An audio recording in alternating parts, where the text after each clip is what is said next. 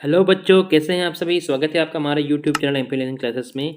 तो बच्चों, आज हम लोग आपके लिए सामाजिक विज्ञान का जो कक्षा 10वीं के आपके अभ्यास प्रश्न चल रहे हैं प्री बोर्ड एग्जाम्स के, ठीक है, उसका सेट सी लेके आए हैं। ठीक है, पिछले वीडियो में हम लोगों ने सेट बी कंप्लीट कर लिया था। इस बार हम लोग सेट सी के क्वेश्चन आंसर करेंगे। तो चलिए देखते हैं क्या आंसर क्वेश्चन है सेट सी के सोशल साइंस के सब्जेक्ट के। ठीक है, चलिए पहला क्वेश्चन देखते हैं। सही विकल्प का चयन कीजिए। किस राज्य में संयुक्त वन प्रबंधन का पहला प्रस्ताव पास किया, है ना। ये क्वेश्चन क्या है, किस राज्य में संयुक्त वन प्रबंधन का पहला प्रस्ताव पास किया। तो इसका सही आंसर क्या रहेगा आपका, ओडिशा। ठीक है, उड़ीसा है एक ऐसा रास्ता जहाँ पे सबसे पहले उसने क्या करा था, संयुक्त वन प्रबंधन का पहला प्रस्ताव पास किया था। ठीक है, चलिए क्वेश्चन नंबर 2 देखते हैं। भारत में बैंक जमा का कितने प्रतिशत भाग नकद के रूप में अपने पास रखते हैं। ठीक है, जो बैंक हैं भारत के, वो जमा राशि का कितने प्रतिशत भाग अपने नकद के रूप में रखते हैं। तो इसका सही आंसर क्या आएगा, बी नंबर का आपका 15%, जो 15% जो राशि रहती है नकद के रूप में वो लोग अपने पास रखते हैं। ठीक है, चलिए नेक्स्ट क्वेश्चन देखते हैं। निम्नलिखित में से किस नदी पर बहुउद्देशीय नदी परियोजना नहीं है। ठीक है, मतलब जो आपको नदी दी है इसमें से कौन सी ऐसी नदी है जिसमें बहुउद्देशीय या मल्टीपर्पज जो है प्रोजेक्ट्स इसको चालू नहीं किए। तो इसका सही आंसर क्या आएगा आपका, इसका सही आंसर है यमुना। ठीक है, द नंबर का है। यमुना एक ऐसी नदी है जहाँ पे अभी स्टार्टिंग में कुछ प्रोजेक्ट चालू हुए हैं लेकिन अभी कंप्लीट नहीं हुए हैं। बाकी ऐसे चंबल है, नर्मदा है, महानदी, इसमें सब में क्या है, बहुउद्देशीय उद्देश्य मैंने प्रोजेक्ट आपके चालू हो चुके हैं बहुत साल काफी दिनों पहले। लेकिन यमुना में अभी तक कोई भी ऐसा मल्टीपर्पज प्रोजेक्ट या फिर उद्देश्य प्रोजेक्ट चालू नहीं हुआ है, अभी कुछ काम चल रहा है। ठीक है, चलिए देखते हैं क्वेश्चन नंबर 4 क्या है। क्वेश्चन नंबर 4 क्या है, बोलिए। जब फ्रांस छींकता है तो बाकी यूरोप को सर्दी जुकाम हो जाता है, यह कथन किसने कहा था। ठीक है, ठीक है, ये कथन किसने कहा था आपको बताना है। जब फ्रांस छींकता है तो बाकी यूरोप में सर्दी जुकाम हो जाती है, ये कहा था किसने किया था, ब नंबर क्या है, मेटरनिक ने कहा था। ये किसके लिए कहा था, नेपोलियन के बढ़ते प्रभाव को मैंने बताया था उन्होंने। जब नेपोलियन क्या होता बहुत ज़्यादा कर रहा था, काफ़ी जगह से प्रभाव बढ़ता जा रहा था, उसने मेटरनिक ने ये बात कही थी कि जब फ्रांस सीखता है तो बाकी यूरोप को सर्दी जुकाम हो जाता है। ठीक है, मेटरनिक नंबर का आपका सही आंसर है। चलिए नेक्स्ट क्वेश्चन देखते हैं। क्वेश्चन नंबर 5 क्या है, सिंहली को श्रीलंका में राजभाषा कब घोषित किया गया। तो सिंहली जो भाषा है, ठीक है, सिंघाला इसको बोलते हैं, या सिंहली जो भाषा होती है उसको राजभाषा कब घोषित किया, 1956 में। द नंबर का सही आंसर इसका 1956 में इसको राजभाषा घोषित कर दिया गया था। ठीक है, ये आप नोट कर लीजिएगा। चलिए क्वेश्चन नंबर 6 देखते हैं। क्वेश्चन नंबर 6 क्या है देखें, लोकतंत्र में निर्णय लेने और क्रियान्वयन में देरी क्यों हो जाती है। ठीक है, लोकतंत्र मतलब डेमोक्रेसी में कोई भी डिसीजन लेने में या उसका मतलब क्रियान्वयन करने में उसको मतलब प्रोसेस बनाने की देरी क्यों हो जाती है। इसका सही आंसर क्या कहलाएगा, इसका सही आंसर है सा। ठीक है, 7 नंबर क्या है, लोकतंत्र में निर्णय विचार विमर्श के सही तथा सोच समझ कर लिए जाते हैं, इसलिए क्या होता है इसमें निर्णय लेने में देरी हो जाती है, साथ में इसको क्रियान्वयन करने में भी टाइम लगता है। ठीक है, इसलिए ये कारण है कि लोकतंत्र में निर्णय विचार विमर्श तथा सोच समझ कर लिए जाते हैं। ठीक है, सभी मतलब इसमें क्या होता है कि जो सरकारें होती हैं सब लोगों से राय लेती हैं, उसके बाद फिर अपना निर्णय लेती है। ठीक है, चलिए नेक्स्ट क्वेश्चन देखते हैं हम। क्वेश्चन नंबर 2 देखें, क्या है, रिक्त स्थानों की पूर्ति कीजिए। रिक्त स्थान की पूर्ति में करती में क्या है, पहला क्वेश्चन क्या है देखें कि खालिस्तान के नेतृत्व में जर्मनी का एकीकरण पूर्ण हुआ। ठीक है, किसके मतलब नेतृत्व में, यहाँ पे आपका आएगा बिस्मार्क। ठीक है, बिस्मार्क के नेतृत्व में क्या हुआ था आपका, जर्मनी का एकीकरण पूर्ण हुआ था। ठीक है, इसको आप लिख सकते हैं बिस्मार्क, बिस्मार्क। ठीक है, ये आपका बिस्मार्क हो जाएगा, इसको आप नोट करिएगा। चलिए नेक्स्ट क्वेश्चन देखते हैं। सत्ता की साझेदारी खालिस्तान की आत्मा है। ठीक है, ये सत्ता की साझेदारी खालिस्तान की आत्मा, तो इसमें क्या लिखेंगे आप, लोकतंत्र की आत्मा है। सत्ता की साझेदारी लोकतंत्र की आत्मा है, लोकतंत्र की आत्मा है। ठीक है, मतलब डेमोक्रेसी की आत्मा है। ठीक है, इसका सही आंसर होगा सेकंड, क्या आंसर होगा आपका, लोकतंत्र। पहले का आंसर क्या हो गया आपका, बिस्मार्क। ठीक है, अब थर्ड नंबर देखें। भारत विश्व में खालिस्तान का सबसे बड़ा उत्पादक और उपभोक्ता देश है।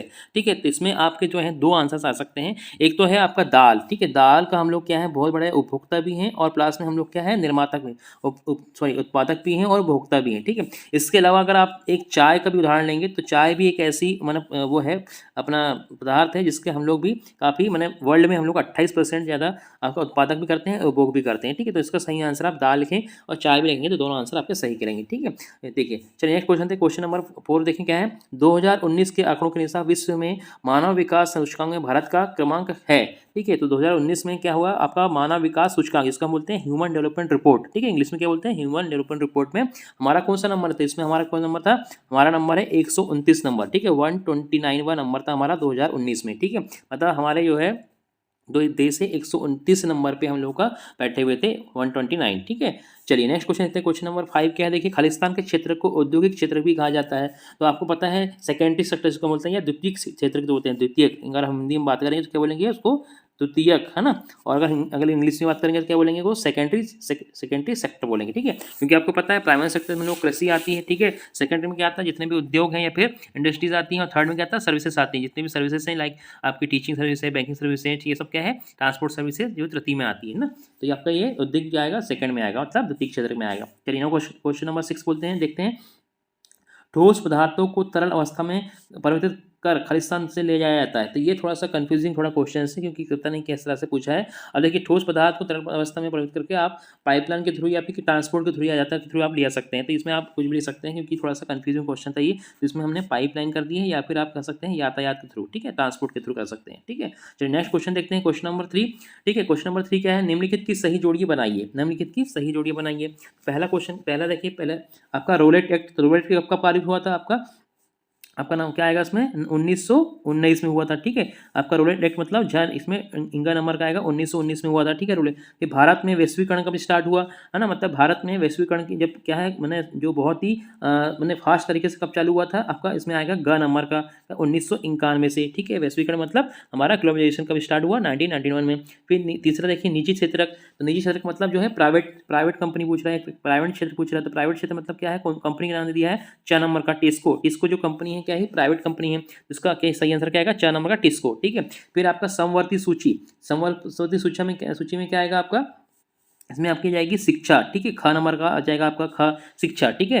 फिर है ज्वारी पत्तन। ज्वारी पत्तन मतलब क्या आ रहा है आपका, ये बंदरगाह का पूछ रहा था, तो उसमें क नंबर का जाएगा आपका कांडला, ठीक है। क नंबर का कांडला जाएगा आपका, तो 5वें का जाएगा कांडला, ठीक है। इसके बाद है 6वां नंबर आपका भारत में लिंगानुपात। तो भारत में लिंगानुपात मतलब घ नंबर कितना है हमारा, 919, ठीक है। तो इस तरह से आप इसको आंसर को नोट कर सकते हैं और अपने उसको लिख सकते हैं, ठीक है। तो ये आपके नोट कर लीजिएगा अच्छे से आप लोग, है ना। चलिए नेक्स्ट क्वेश्चन देखते हैं।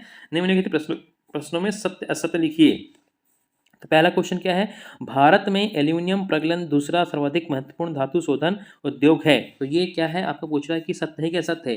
भारत में एल्यूमिनियम प्रगलन दूसरा सर्वाधिक महत्वपूर्ण धातु शोधन उद्योग है, तो बिल्कुल सत्य है ये, आप इसको सत्य कर सकते हैं, ठीक है। सत्य है ये, है ना, ये वाला जो आंसर है आपका सत्य है, ठीक है।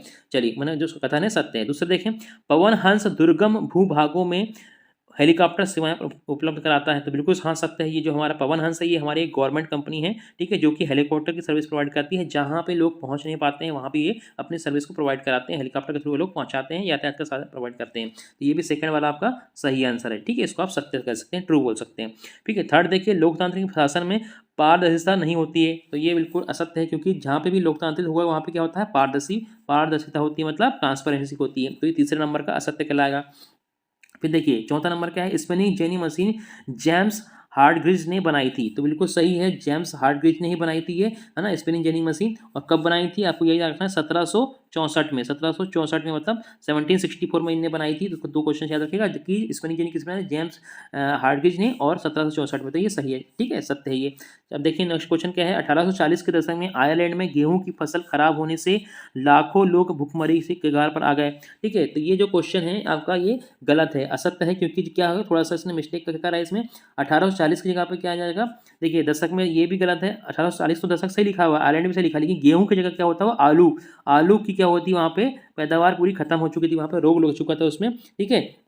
इस कारण से क्या हुआ था, वहाँ पे भुखमरी आ गई थी, आलू की पूरी बर्बादी हो चुकी थी। तो यहाँ गेहूं की जगह क्या आएगा, आलू आएगा, ठीक है। तो अगर आपको याद रखना है फ्यूचर में कि 1840 के दशक में आयरलैंड में गेहूं की जगह क्या जाएगा, आलू जाएगा। तो आलू की फसल खराब होने के कारण लोग भुखमरी से कगार पर थे, ठीक है। तो ये जो कथन दिया है इसके अकॉर्डिंग जो गेहूं दिया है ये असत्य है, लेकिन फ्यूचर में याद रखने के लिए आलू याद रखिएगा। और एक याद रखिएगा 1800 क्या था इसका टाइमिंग, 1845 से लेकर आपका 1852 तक ये भुखमरी चली थी, ठीक है। 7 साल तक चली थी भुखमरी, आपको याद रखना है नेक्स्ट अपने पेपर के लिए, एग्जाम के लिए। चलिए नेक्स्ट क्वेश्चन देखते हैं। क्वेश्चन नंबर 6 क्या है, 1859 में इंग्लैंड इमिग्रेशन एक्ट लाया गया, ठीक है। तो ये बिल्कुल सही है, 1859 में मतलब 1859 में इंग्लैंड ने इमिग्रेशन एक्ट लाया, बिल्कुल सत्य है, ठीक है।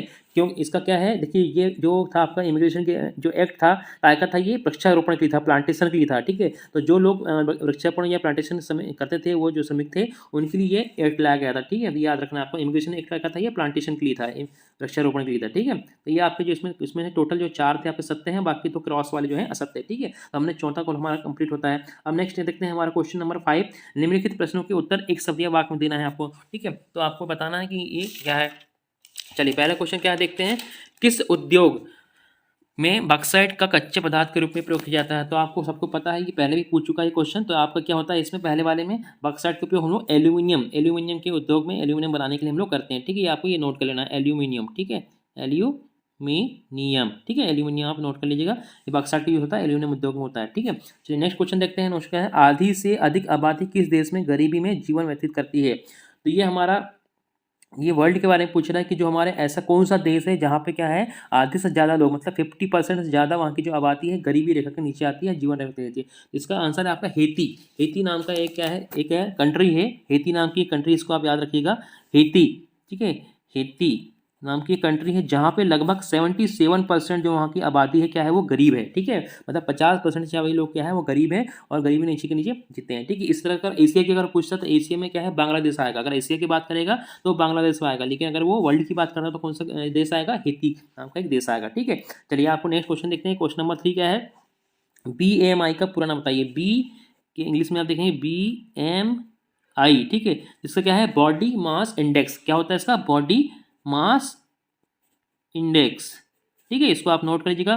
बॉडी मास इंडेक्स का मतलब क्या होता है, ये क्या करता है, जो हमारी बॉडी होती है ना, बॉडी में हमारी हाइट के अकॉर्डिंग हमारा क्या होना चाहिए, हमारी वेट होना चाहिए, उसका एक इंडेक्स होता है। सही, उसको चेक करने का हमारा इंडेक्स होता है कि जो आपकी हाइट है उसके अकॉर्डिंग आपका बॉडी का वेट है कि नहीं, कम तो नहीं है, ज़्यादा तो नहीं है। ठीक है, इसको बोलते हैं बॉडी मास इंडेक्स। ठीक है, चलिए नेक्स्ट क्वेश्चन देखते हैं। रंग भेद क्या है। ये रंग भेद का जो क्वेश्चन है आपका क्या है, ये एक सिंपल मीनिंग आप लिख सकते हैं कि ये अलगाव, मतलब रंगभेद मतलब क्या होता है, अलग होने की स्थिति, या फिर आप कह सकते हैं अलगाव, है ना। जैसे कि कहाँ हुआ था, ये दक्षिण अफ्रीका में ये चलता है सबसे ज़्यादा रंगभेद। ठीक है, देखा जाए तो जहाँ पे क्या है, संस्थागत नस्लीय अलगाव की एक प्रणाली थी जो दक्षिण पश्चिम अफ्रीका और दक्षिण अफ्रीका में मौजूद थी। ठीक है, तो रंगभेद का सिंपल आप आंसर लिखेंगे, क्या लिखेंगे, अलगाव लिखेंगे या अलग होने की स्थिति। ठीक है, या अलग स्थल लिख सकते हैं आप, तो इसको आपका सही आंसर हो जाएगा। चलिए नेक्स्ट क्वेश्चन देखते हैं। क्वेश्चन नंबर 5 क्या है, क्वेश्चन नंबर 5 क्या है, प्राच्य किसे कहते हैं, प्राच्य। ठीक है, तो प्राच्य का मतलब क्या होता है, ये पूर्व। ठीक है, ये पुरानी, इसका होता है पूर्वी। एक तो पूर्वी भाषा भी निकलती है इससे, या फिर पुराना। ठीक है, ये प्राचीन जिसको बोलते हैं हम, पुराना या प्राचीन। ठीक है, तो इसमें जो है आंसर किस तरह से आएगा, प्राच्य मतलब क्या जाएगा कि जो पूर्वी देश की सभ्यता। ठीक है, जहाँ पे पूर्वी देश की सभ्यता मतलब ये पुरानी सभ्यता कहलाएगी, है ना, जो कि ये कहलाएगा आपका पुरानी सभ्यता, है ना। तो प्राच्य मतलब जाएगा पुरानी या फिर पूर्व। ठीक है, चलिए क्वेश्चन नंबर 6 देखते हैं। क्वेश्चन नंबर 6 क्या है, आंध्र प्रदेश की गुडेम पहाड़ियों में आंदोलन का नेतृत्व कौन कर रहा था। ठीक है, तो आंध्र प्रदेश की गुडेम पहाड़ियों में आंदोलन का नेतृत्व कौन कर रहा था, तो आपका होगा अल्लूरी सीताराम राजू। क्या आएगा इसमें, अल्लूरी सीताराम राजू। ठीक है, ये आपका सही आंसर है। आंध्र प्रदेश की गुडेम पहाड़ियों में आंदोलन करने वाला नेतृत्व कौन का था, अल्लूरी सीताराम राजू का रहा था। ठीक है, चलिए ये आपका टोटल जो क्वेश्चंस थे आपके 1 नंबर वाले हमने कंप्लीट कर लिया है। ठीक है, इसके बाद आपके जो 2 नंबर्स के हैं, 3 नंबर्स के हैं, इसके भी हम लोग आंसर आपको प्रोवाइड करेंगे।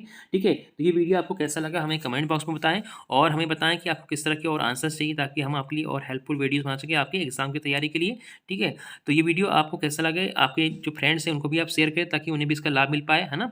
और अगर आपने हमारा अगर चैनल सब्सक्राइब नहीं करा है तो अभी आप जल्दी से सब्सक्राइब करें, ताकि आने वाले जो सेट्स हैं या वीडियोस हैं आपको तुरंत मिल जाएँ, और उसका आप ईजिली लाभ ले पाएँ अपने एग्जाम की तैयारी के लिए।